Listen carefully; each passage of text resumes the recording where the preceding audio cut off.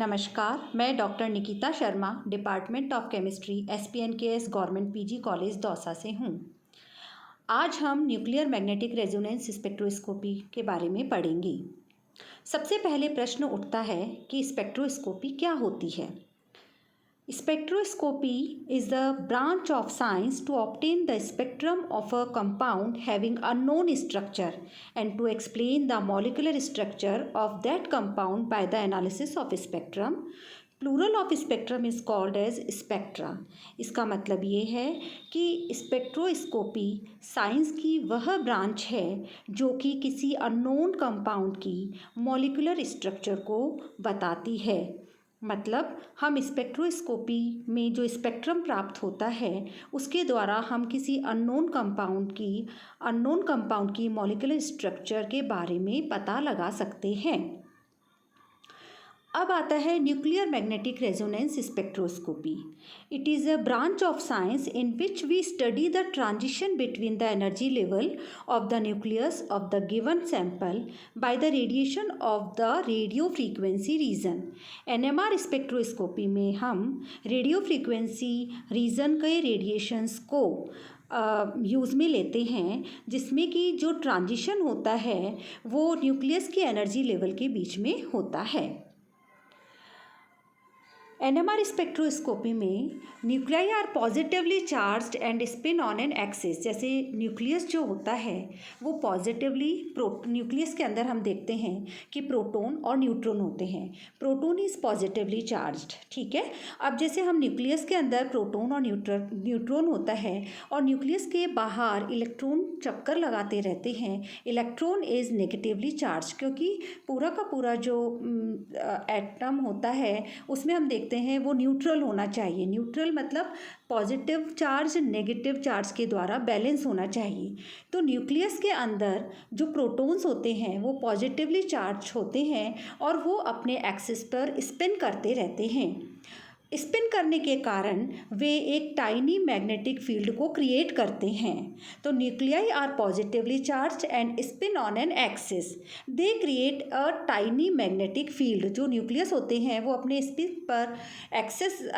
Axis पर spin करते हुए एक टाइनी मैग्नेटिक फील्ड को क्रिएट करते हैं। सभी न्यूक्लियाई NMR के सुटेबल नहीं होते। 1H and 13C are most common NMR active nuclei in organic chemistry. जो प्रोटॉन 1H की जो अबांडेंस हम देखते हैं नेचुरल अबांडेंस है 99.9% एंड 13C की जो अबांडेंस है वो 1.1% है।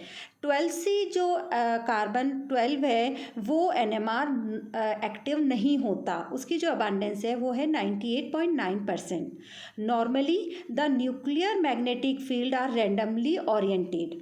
जब मतलब क्या होता है कि जो न्यूक्लियस है उसमें हम देखते हैं कि न्यूक्लियस अपने स्पिन पर, न्यूक्लियस के जो प्रोटॉन्स होते हैं वो अपने स्पिन पर रोटेट करते हैं, स्पिन एक्सिस पर स्पिन करते हैं, और जब वो रोटेशन होता है तो वो अपना एक टाइनी मैग्नेटिक फील्ड को क्रिएट करते हैं।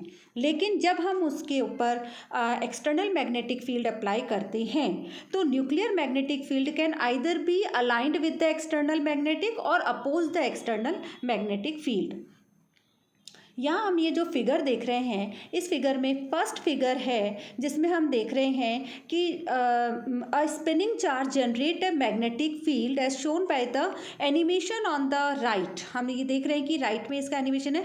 तो ये जो resulting spin magnetic has a magnetic moment proportional to the spin. Second figure में हम देख रहे हैं कि इसमें हमने एक्सटर्नल मैग्नेटिक फील्ड अप्लाई किया है। In the presence of an external magnetic field two spin state exist, plus half and minus half. Plus half is aligned with the external magnetic field and minus half indicates the spin state is opposed to the external field. Plus half is और alpha and minus half इसको हम beta के द्वारा भी denote करते हैं। जो arrow है वो रिप्रेजेंट कर रहा है एक्सटर्नल फील्ड पॉइंट नॉर्थ में है। The difference in the energy between the two spin state is dependent on the external magnetic field. अब यहाँ हम देख रहे हैं कि जब एक्सटर्नल फील्ड जब ज़ीरो है उस समय किसी भी प्रकार का जो डाइवर्जन है फील्ड का वो नहीं हो रहा, लेकिन जैसे जैसे हम मैग्नेटिक फील्ड को इंक्रीज करते जाते हैं तो ये बिल्कुल इनका डाइवर्जन होता जा रहा है और ये अल्फा और beta, alpha is plus half which is aligned with the field and minus half is oppose to the field जिसकी एनर्जी की जो वैल्यू है वो ज़्यादा है. तो the difference in energy between the two spin state is dependent on the external magnetic field and is always very small. This diagram illustrates that two spin states have the same energy when the external field is zero but diverge as the field increases. अब at a field equal to, जैसे ये formula है इसमें हमने देखा alpha plus half and minus half is beta. तो जैसे जैसे फील्ड की स्ट्रेंथ बढ़ती जा रही है वैसे वैसे इनका डाइवर्जन बढ़ता जा रहा है. ये है line diagram of NMR spectrometer. इस लाइन डायग्राम के द्वारा हम देख रहे हैं कि इस सैंपल को हमने देखा है कि सैंपल ट्यूब में हमने सैंपल ले रखा है और यह सैंपल ट्यूब दो मैग्नेटिक फील्ड के बीच में लगी हुई है. When a sample is placed between two magnetic field in which one is stationary and other is variable at a radio frequency then a result of interaction between the sample and the electromagnetic wave sample absorb energy of a specific field. यहाँ हम देख रहे हैं कि sample ने energy लिए radio frequency reason की जो एनर्जी है वो एब्जॉर्ब करेगा और absorption of energy is obtained in the form of NMR signal by radio frequency detector and amplifier. तो दो प्रकार के न्यूक्लियर मैग्नेटिक रेजोनेंस स्पेक्ट्रोमीटर होते हैं. First is low resolution instrument and second is high resolution instrument. सबसे पहले हम देखेंगे कि इसमें जो मेन कंपोनेंट एनएमआर स्पेक्ट्रोमीटर में होते हैं उसमें first is sample tube. Sample tube जो ग्लास ट्यूब होती है इसके अंदर हम सैंपल लेते हैं और उस सैंपल को हम सॉल्वेंट में डिज़ोल्व करते हैं. तो वो जो सॉल्वेंट होता है उसकी कुछ कंडीशंस होती हैं. It should not has any proton. उस जो सॉल्वेंट होता है उसमें प्रोटोन नहीं होना चाहिए. It should be inert. अगर उसमें प्रोटोन होगा या वो इनर्ट नहीं होगा तो वो भी अपने सिग्नल दे देगा. इसलिए जो सैंपल हम लेंगे जिसका हमें एनएमआर स्पेक्ट्रम चाहिए उस सैंपल को हम एक ऐसे सॉल्वेंट में डिज़ोल्व करते हैं जिस सॉल्वेंट में किसी भी प्रकार का प्रोटोन नहीं होना चाहिए. The solvent should be inert and it should be non polar.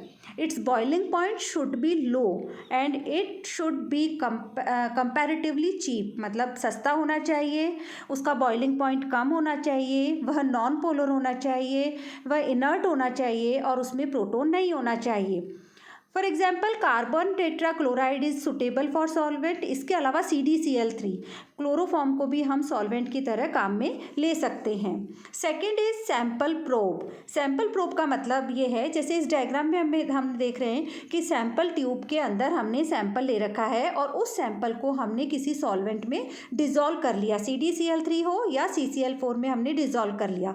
अब उस सैंपल ट्यूब को हमने sample probe is a device which hold the sample tube in a position in the field. मतलब उस सैंपल प्रोब के अंदर हमने sample tube को फिक्स कर दिया.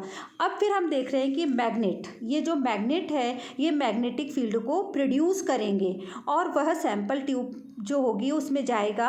और फिर हम ये देख रहे हैं कि एक है radio frequency transmitter. Radio frequency जो ट्रांसमीटर होता है वो प्रोड्यूस करता है radiation of a definite frequency.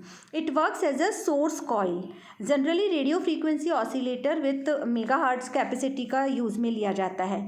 फिर है detector radio frequency receiver coil is perpendicular to source coil and it is around the sample tube. It detects the radio frequency signal produced by the nucleus present in a sample tube. It is joined with the amplifier and recorder. जो detector है वो amplifier और recorder से जुड़ा हुआ होता है. फिर हम देख रहे हैं रिकॉर्डर जो कि जिसमें कि from the detector radio frequency signal are passed to recorder through amplifier. फिर हमें इसमें एक ग्राफ ऑब्टेन होता है जब हम वो करते हैं। Here a graph is obtain between applied frequency of A radio frequency source and intensity of absorbance.